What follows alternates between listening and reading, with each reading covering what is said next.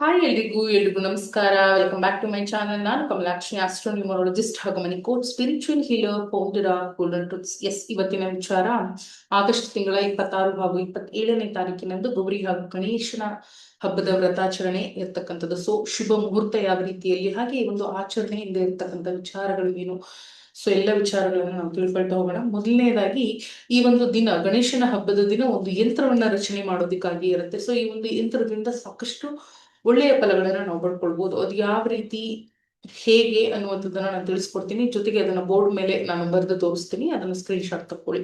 S, ಮೊದಲನೇದಾಗಿ ಇಲ್ಲಿ ಮಂಗಳ ಗೌರಿಯ ಒಂದು ವ್ರತಾಚರಣೆ, ಸ್ವರ್ಣ ಗೌರಿಯ ವ್ರತಾಚರಣೆ ಅಂತ ಕೂಡ ಹೇಳಲಾಗುವಂಥದ್ದು. ಅದೇ ಮೂಲವೂ ಕೂಡ ಹೌದು. ಪಾರ್ವತಿ ದೇವಿ ಕಾಳಿ ಅವತಾರವನ್ನ ಎತ್ತದಾಗ ಸೊ ಆಕೆ ಉಗ್ರವಾಗಿ ಇರ್ತಾಳೆ, ಹಾಗೆ ಆಕೆ ಬಣ್ಣ ಬಹಳ ಕಪ್ಪಾಗಿ ಇರುತ್ತೆ. ಸೊ ಇದನ್ನ ತಾನು ತ್ಯಜಿಸಬೇಕು ಅಂತ ಹೇಳಿ ಏನ್ ಮಾಡ್ತಾಳೆ ಪಾರ್ವತಿ ದೇವಿ, ತಪಸ್ಸಿಗೆ ಕೂರ್ತಾಳೆ. ಸೊ ಅದಾದ ನಂತರದಲ್ಲಿ ವರವನ್ನ ಪಡ್ಕೊಂಡು ಸ್ವರ್ಣ ಗೌರಿಯಾಗಿ ಪರಿವರ್ತನೆಯನ್ನ ಹೊಂದುವಂಥದ್ದೇ ಸ್ವರ್ಣ ಗೌರಿಯ ಒಂದು ವ್ರತಾಚರಣೆ ಅಂತ ಹೇಳಲಾಗುತ್ತೆ. ಸೊ ಆಕೆಯ ಮೈ ಬಣ್ಣ, ಪಾರ್ವತಿ ದೇವಿಯ ಮೈ ಬಣ್ಣ ಚಿನ್ನದ ಒಂದು ಹೊಳಪನ್ನ ಪಡ್ಕೊಳ್ಳುವಂಥದ್ದು, ಹಳದಿ ಬಣ್ಣ ಅಂತ ಹೇಳ್ತೀವಿ ನಾವು. ಸೊ ಗೌರಿಯನ್ನ ಮನೆಯಲ್ಲಿ ಕೂರಿಸ್ಬೇಕಾದ್ರೆ ಹಳದಿ ಬಣ್ಣದ ಗೌರಿಯನ್ನ ಕೂರಿಸುವಂಥದ್ದು ಬಹಳನೇ ವಿಶೇಷ.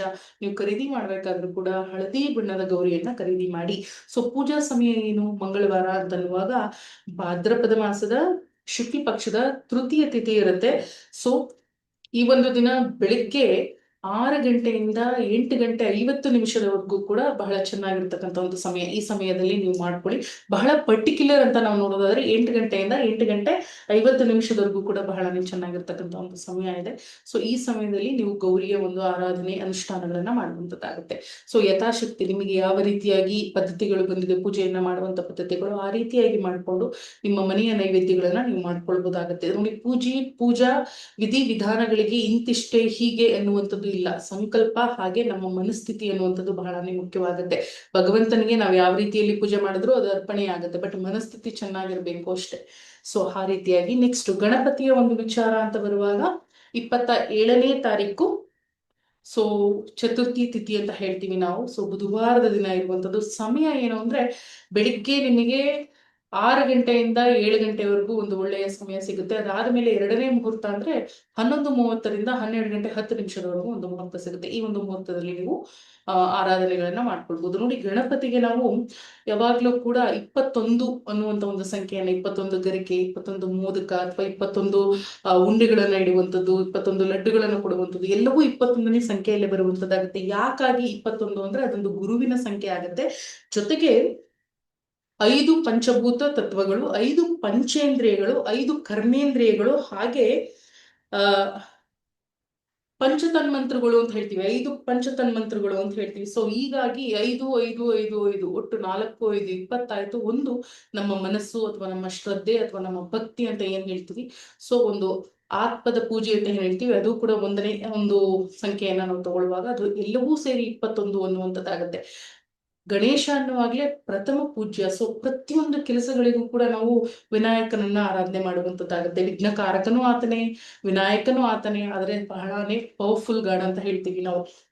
ಕಾರಣ ಇದೆ ಅದಕ್ಕೆ. ಸೊ ಮನುಷ್ಯನ ಸಪ್ತಚಕ್ರಗಳಲ್ಲಿ ಮುಖ್ಯವಾದ ಮೂಲಾಧಾರವಾದ ಮೂಲಾಧಾರಕ್ಕೆ ಅಧಿಪತಿಯ ಗ್ರಹ ನಮ್ಮ ಗಣಪತಿ. ಸೊ ಹಾಗಾಗಿ ಯಾವ ಮನುಷ್ಯ ಗಣಪತಿಯ ಆರಾಧನೆಯನ್ನ ಮಾಡ್ತಾನೆ, ವ್ರತಾಚರಣೆಗಳನ್ನ ಮಾಡ್ತಾನೆ, ಆತನಿಗೆ ಎಲ್ಲವೂ ಸಿಕ್ಕದ ಹಾಗೆ ಅಂತ ಹೇಳುವಂತದ್ದಾಗುತ್ತೆ. ಅದು ಆದ್ರೆ ಅಷ್ಟು ಸುಲಭ ಇರೋದಿಲ್ಲ. ಸೊ ಸಾಧನೆಗಳು ಬೇಕು. ಯಾವತ್ತೋ ಒಂದು ದಿನ ಮಾಡ್ತೀವಿ ಎನ್ನುವಂತ ವಿಚಾರಗಳು ಅಲ್ಲ. ಮುಖ್ಯವಾಗಿ ಹಬ್ಬಗಳಿಗೂ ಹಾಗೆ ವ್ರತಗಳಿಗೂ ಬಹಳನೇ ವ್ಯತ್ಯಾಸ ಇದೆ. ಹಬ್ಬ ಅನ್ನುವಂಥದ್ದು ಒಳ್ಳೆ ಅಡುಗೆ ಮಾಡ್ತೀವಿ, ಹೊಸ ಬಟ್ಟೆ ಹಾಕೊಳ್ತೀವಿ, ಒಂದಷ್ಟು ಜನ ಸೇರ್ಕೊಳ್ತೀವಿ, ಸಂಭ್ರಮಿಸ್ತೀವಿ ಒಂದು ಪೂಜೆ ಅಂತ ಹೇಳಿ ಮಾಡ್ಬಿಟ್ಟು.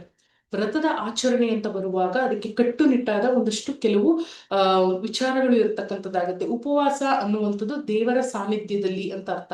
ಭಗವಂತನಿಗೆ ಹತ್ತಿರವಾಗುವ ಒಂದು ಪ್ರಕ್ರಿಯೆ ಅದು. ಉಪವಾಸವಿದ್ದು ಭಗವಂತನನ್ನ ಕರೆದು ಆತನಿಗೆ ಆತಿಥ್ಯಗಳನ್ನ ಕೊಟ್ಟು, ಸೊ ನಮ್ಮ ಇಷ್ಟಾರ್ಥಗಳು ಅಥವಾ ಸಂಕಲ್ಪಗಳು ಅಥವಾ ಭಗವಂತನಿಗೆ ನಮ್ಮನ್ನ ಸಮರ್ಪಣೆ ಮಾಡ್ಕೊಳ್ಳುವಂತ ಒಂದು ಶರಣಾಗತಿ ಇದು ವ್ರತದ ಆಚರಣೆ. ಬಟ್ ವ್ರತಕ್ಕೂ ಹಬ್ಬಕ್ಕೂ ವ್ಯತ್ಯಾಸಗಳನ್ನ ಮರೆತು ಎಲ್ಲವೂ ಹಬ್ಬಗಳಾಗ್ಬಿಟ್ಟಿದೆ ಇವತ್ತು.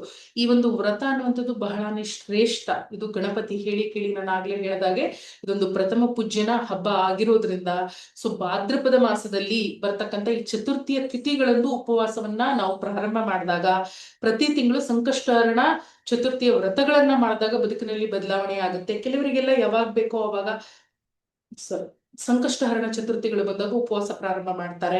ಸೊ ಉಪವಾಸ ಮಾಡ್ತಾ ಇದೀವಿ ಅಂತ ಹೇಳಿ ಮಾಡ್ತಾ ಇದ್ದಾರೆ. ಆದ್ರೆ ಪೂರ್ಣ ಫಲ ಬರುವಂತದ್ದು ಭಾದ್ರಪದ ಮಾಸದ ಚತುರ್ಥಿಯ ತಿಥಿಗಳಲ್ಲಿ. ಆ ಒಂದು ತಿಥಿಗಳಲ್ಲಿ ನಾವು ಈ ಒಂದು ವ್ರತದ ಆಚರಣೆಗಳನ್ನ ಕೈ ತಗೊಳ್ಬೇಕು ಅಂತ ಶಾಸ್ತ್ರಗಳಲ್ಲಿ ಹೇಳುವಂತದ್ದಾಗತ್ತೆ. ಸೊ ಈ ವಿಚಾರವನ್ನ ಗಮನದಲ್ಲಿ ಇಟ್ಕೊಳ್ಳಿ. ಯಾರಿಗೆಲ್ಲ ಆಸಕ್ತಿ ಇದೆ ಇಲ್ಲಿಂದ ನೀವು ಪ್ರಾರಂಭ ಮಾಡಬಹುದು. ಮನೆಯಲ್ಲಿ ಸ್ವೀಟು ಊಟ ಎಲ್ಲ ಮಾಡಿರ್ತೀವಿ, ಅದ್ ಹೇಗ್ ಮೇಡಮ್ ಉಪವಾಸ ಇರೋದು ಅಂದ್ರೆ ಅದು ನಿಮಗೆ ಬಿಟ್ಟಿದ್ದು. ಬಟ್ ಶಾಸ್ತ್ರಗಳು ಹೇಳುವಂಥದ್ದು ಉಪವಾಸ ಇರುವುದಕ್ಕೆ ಅಡಿಗೆ ಮಾಡಿ ಕೊಡ್ಬೋದು, ಬಟ್ ನಾವು ಸೇವನೆ ಮಾಡ್ಬೇಕು ಅಂತ ಏನು ಇಲ್ವಲ್ಲ. ಅದನ್ನೇ ಹೇಳ್ತಾರೆ ನೋಡಿ. ಯಾವುದೇ ಒಂದು ತಪಸ್ಸು ಅಥವಾ ವ್ರತದ ಆಚರಣೆಗಳು ಸುಮ್ಮನೆ ಬರೋದಿಲ್ಲ.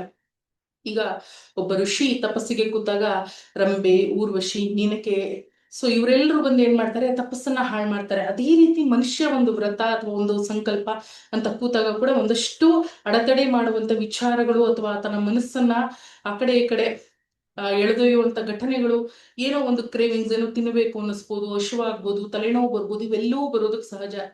ಆದ್ರೆ ನಮ್ಮ ಒಂದು ಆತ್ಮ ವಿಶ್ವಾಸ ಎಷ್ಟಿರುತ್ತೆ, ಆ ಒಂದು ಸಂಕಲ್ಪದ ಮೇಲೆ ಎಷ್ಟು ಗಟ್ಟಿಯಾಗಿ ನಿಲ್ತೀವಿ ಅನ್ನೋದು ಬಹಳ ಮುಖ್ಯವಾಗುತ್ತೆ. ಸೊ ಇದನ್ನೇ ಹೇಳ್ತಾರೆ. ಈಗ ನನ್ಗೆ ಹಶುವಾಗ್ತಾ ಇದೆ, ಸ್ವಲ್ಪ ಹೊತ್ತು ಬಿಟ್ರೆ ತಲೆನೋವು ಸ್ಟಾರ್ಟ್ ಆಗುತ್ತೆ, ಸ್ವಲ್ಪ ಹೊತ್ತು ಬಿಟ್ರೆ ಹೊಟ್ಟೆ ನೋವು, ಮತ್ತೊಂದು ಸ್ವಲ್ಪ ಹೊತ್ತು ಬಿಟ್ರೆ ಸಂಕಟ, ಏನಾದ್ರೂ ತಿನ್ಬೇಡಪ್ಪ ಆಗ್ತಾ ಇಲ್ಲ ಅನ್ನುವಂತ ಪರಿಸ್ಥಿತಿಗಳಿಗೆ ಬರುವಂತದ್ದು ಭಗವಂತನ ಒಂದು ಟೆಸ್ಟ್ ಪೀರಿಯಡ್ ಅಂತ ಹೇಳ್ತಾರೆ. ನಮ್ಮನ್ನ ಚೆಕ್ ಮಾಡ್ತಾ ಇದ್ದಾರೆ ಎಷ್ಟು ಮಟ್ಟಿಗೆ ನಾವು ಆ ಒಂದು ಸಂಕಲ್ಪವನ್ನ ಕೈಗೆ ತಗೊಂಡಿದೀವಿ ಅನ್ನುವಂತ ವಿಚಾರಗಳು ನನ್ನ ಗುರುಗಳು ಹೇಳಿದ್ದು. ಸೊ ಆ ಎಲ್ಲಾ ವಿಚಾರಗಳನ್ನ ದಾಟಿ ಮುಂದಕ್ಕೆ ಹೋಗುವಂಥದ್ದು ವ್ರತದ ಆಚರಣೆ ಆಗುತ್ತೆ. ಯಾವುದೇ ವಿಚಾರವೂ ಈ ಒಂದು ಏನ್ ಹೇಳ್ತಾರೆ ಬ್ರಹ್ಮಾಂಡದಲ್ಲಿ ಸುಲಭ ಅಲ್ಲ, ಹಂಗಂತ ಹೇಳಿ ಯಾವುದು ಕಷ್ಟವೂ ಅಲ್ಲ, ಮನಸ್ಸೇ ಮೂಲ ಅನ್ನುವ ರೀತಿಯಲ್ಲಿ. ಸೊ ಹಾಗಾಗಿ ಒಂದು ವ್ರತದ ಆಚರಣೆ ಮಾಡುವಂಥದ್ದು ಬಹಳನೇ ಮುಖ್ಯ. ಪ್ರತಿಯೊಬ್ಬರಿಗೂ ಕೂಡ ಬಹಳ ಒಂದು ಒಳ್ಳೆಯ ಫಲಗಳನ್ನ ಪಡ್ಕೊಳ್ತಾರೆ ಕಟ್ಟುನಿಟ್ಟಾಗಿ ಮಾಡಿದಾಗ, ಸರಿಯಾದ ರೀತಿಯಲ್ಲಿ ಪ್ರತಿಷ್ಠಾಪನೆಗಳನ್ನ ಮಾಡಿದಾಗ, ವಿಸರ್ಜನೆಗಳನ್ನ ಮಾಡಿದಾಗ. ಇಲ್ಲಿ ಮತ್ತೊಂದು ಕಿವಿ ಮಾತು ಇದೆ. ಸೊ ಗಣಪತಿಯ ಒಂದು ವಿಸರ್ಜನೆ ಅಂತ ಬರುವಾಗ ಬೆಳಿಗ್ಗೆ ಕೂರಿಸಿ ರಾತ್ರಿ ಅದನ್ನ ನೀರಿಗೆ ಹಾಕುವಂತ ಕೆಲಸ ಮಾಡಬೇಡಿ. ಕನಿಷ್ಠ 24 ಗಂಟೆ. ಸೊ ಈಗ ಯಾವ ಸಮಯದಲ್ಲಿ ಕೂರಿಸಿದೀವಿ, ನಾಳೆ ಅಟ್ಲೀಸ್ಟ್ ಬೆಳಿಗ್ಗೆ ಸೂರ್ಯೋದಯದವರೆಗಾದ್ರೂ ಕೂಡ ಗಣಪತಿ ಇರಬೇಕು. ಸೊ ಆ ರೀತಿಯಾಗಿ ನೀವು ನೋಡ್ಕೊಳ್ಬೇಕಾಗತ್ತೆ. ಸೊ ಈ ಒಂದು ವಿಚಾರವನ್ನ ತಲೆಯಲ್ಲಿ ಇಟ್ಕೊಳ್ಳಿ. ಕದಲಿಸಿದೀವಿ, ಬೆಳಿಗ್ಗೆ ತೆಗಿತೀವಿ, ಅದು ನಿಮಗೆ ಬಿಟ್ಟಿದ್ದು. ಬಟ್ ಶಾಸ್ತ್ರಗಳಲ್ಲಿ ಹಾಗೆ ಇರುವಂತದ್ದು. ನಾಳಿನ ಸೂರ್ಯೋದಯ, ಇವತ್ತು ನಾವು ಗಣಪತಿಯನ್ನ ಕೂರಿಸಿದ್ರೆ ನಾವು ಇದೇ ದಿನ ಕದಲಿಸ್ತೀವಿ ಅಂದ್ರೆ ಮಾರನೇ ದಿನ ನೀವು ಅದನ್ನ ಕದಲಿಸುವಂತ ಕೆಲಸವನ್ನ ಮಾಡಿ. ಯಾವ ರೀತಿಯಲ್ಲಿ ಮಾಡ್ಬೇಕು ಅದನ್ನ ಅಂತಂದ್ರೆ, ಗಣಪತಿಯನ್ನ ಕದಲಿಸುವಾಗ ಸೊ ಸೂರ್ಯೋದಯದ ಸಮಯದಲ್ಲಿ ನೀವು ಅದಕ್ಕೆ ಮತ್ತೆ ಒಂದು ಸಣ್ಣದಾದ ನೈವೇದ್ಯ, ಧೂಪ, ದೀಪ, ಆರತಿಗಳನ್ನು ಕೊಟ್ಟು ನೀವು ಪೂಜೆಯನ್ನ ಮಾಡಿ. ಸೊ ಬೀಳ್ಕೊಡುಗೆ ಸಮಾರಂಭ ಅಂತ ಹೇಳ್ತೀವಿ, ಆ ರೀತಿಯಲ್ಲಿ ಮಾಡ್ಬೇಕು. ಮನೆಯಿಂದ ಹೊರಗಡೆ ಹೋಗಿ ಮುಳುಗಿಸುವಂತದ್ದಲ್ಲ, ಮನೆಯಲ್ಲೇ ನೀವು ಅದನ್ನ ಮಾಡ್ಬೋದು. ಪುಟ್ಟದಾದ ಒಂದು ಬಕೆಟ್ ಅಥವಾ ಟಬ್ ಅನ್ನ ಇಟ್ಟು ಅದರೊಳಗಡೆ ಗಣಪತಿಯನ್ನ ಇಟ್ಟು ಪೂಜೆಯನ್ನ ಮಾಡಿ. ಸೊ ಒಂದು ಬಿಂದಿಗೆಗೆ ನೀರನ್ನ ತಗೊಂಡು, ಬಿಂದಿಗೆಗೆ ಗಂಧ, ಅಕ್ಷತೆ, ಅರಿಶಿನ, ಕುಂಕುಮ, ಹೂವಿನ ದಳಗಳನ್ನ ಹಾಕಿ ಗಣಪತಿಯ ಮೇಲೆ ಎಲ್ಲರೂ ಮನೆ ಮಂದಿ ಎಲ್ಲ ಕೂತು ನೀರನ್ನ ಹಾಕ್ತಾ ಆತರ ನಾಮ ಜಪವನ್ನ ಮಾಡ್ತಾ ನೀವು ಗಣಪತಿ ಮುಳುಗುವಷ್ಟು ನೀರನ್ನ ತುಂಬಿಸ್ಬೇಕಾಗತ್ತೆ. ಅದಾದ್ಮೇಲೆ ಅದು ಸ್ವಲ್ಪ ಹೊತ್ತಿಗೆ 2-3 ಗಂಟೆಗಳ ನಂತರ ಅಥವಾ ಸಂಜೆ ಅಷ್ಟರಲ್ಲಿ ಕರಗ ಹೋಗುತ್ತೆ. ಕರಗ ಹೋದ ಮೇಲೆ ಆ ನೀರನ್ನ ಮನೆಯ ಗಿಡಗಳಿಗೆ, ತುಳಸಿ ಗಿಡದ ಸಮೇತವಾಗಿ ಹಾಕಬಹುದು.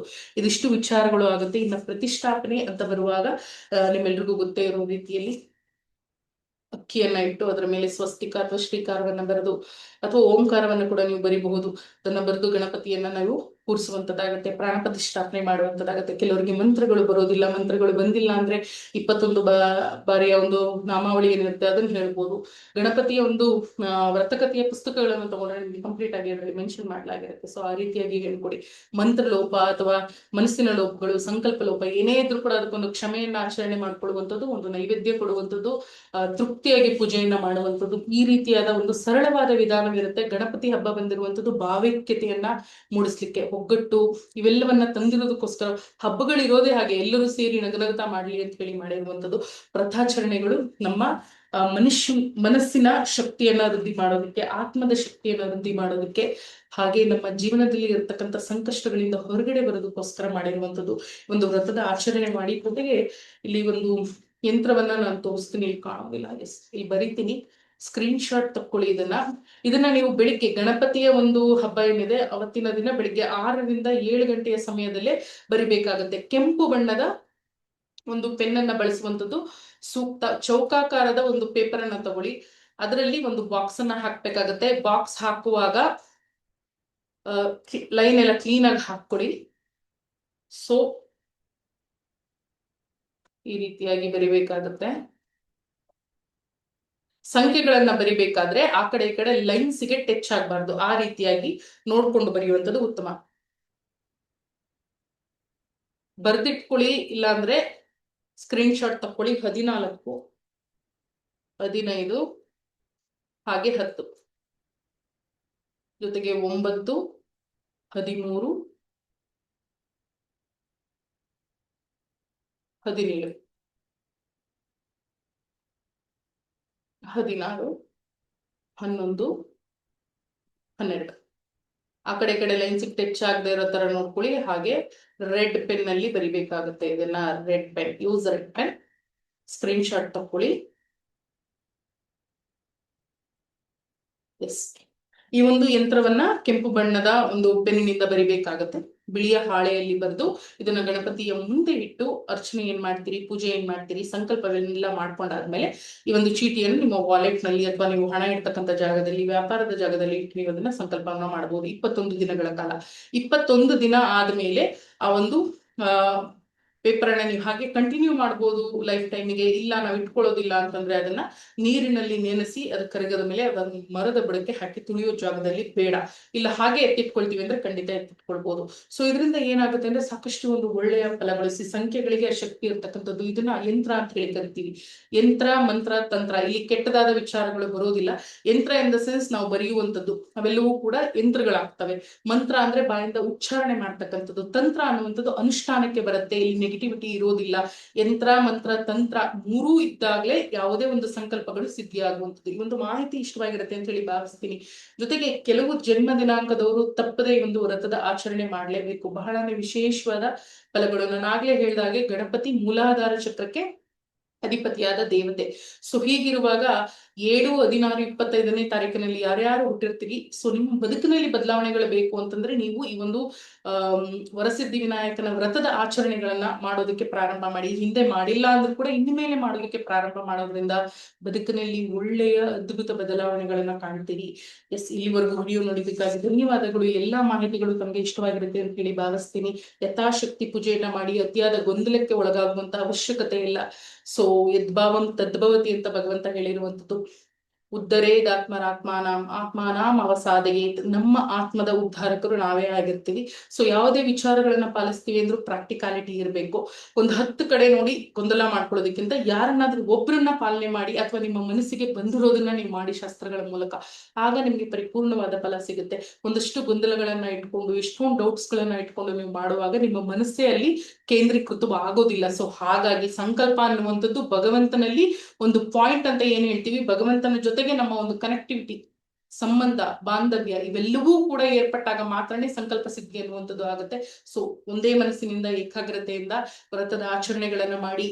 ಗಣಪತಿ ಹಾಗೆ ಗೌರಿ ಹಬ್ಬದ ಹಾರ್ದಿಕವಾದ ಶುಭಾಶಯಗಳು. ಈ ವರ್ಷದಲ್ಲಿ ಬಹಳನೇ ವಿಶೇಷವಾದ ಫಲಗಳನ್ನ ಭಗವಂತ ನಿಮ್ಮ ಬದುಕಿನಲ್ಲಿ ಕರುಣಿಸ್ಲಿ ಅಂತ ನಾನು ಕೂಡ ವಿಶ್ ಮಾಡ್ತೀನಿ.